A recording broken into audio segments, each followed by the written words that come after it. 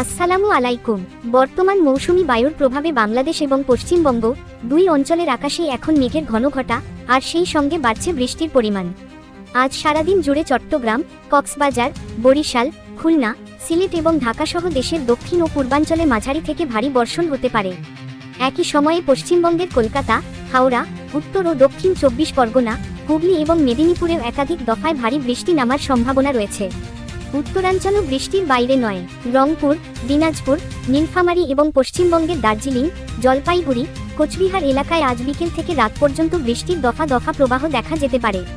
পাহাড়ি অঞ্চলে ভূমিধসের ঝুঁকি থাকায় বিশেষ সতর্ক থাকার পরামর্শ দেওয়া হচ্ছে। আবহাওয়া দপ্তরের তথ্য অনুযায়ী আগামী 48 ঘণ্টায় এই বৃষ্টিপাত আরও বাড়তে পারে, বিশেষত উপকূলীয় অঞ্চলগুলোতে। সমুদ্র বন্দরগুলোকে 3 নম্বর স্থানীয় সতর্ক সংকেত দেখাতে বলা হয়েছে এবং জেলেদের সমুদ্রে না যাওয়ার পরামর্শ দেওয়া হচ্ছে। তাহলে আপনার এলাকায় আজ আকাশ কেমন? বৃষ্টি হচ্ছে নাকি রোদ? নিচে কমেন্ট করে জানিয়ে দিন।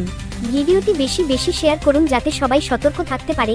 আর সর্বশেষ আবহাওয়া আপডেট পেতে এখনই চ্যানেলটি সাবস্ক্রাইব করুন।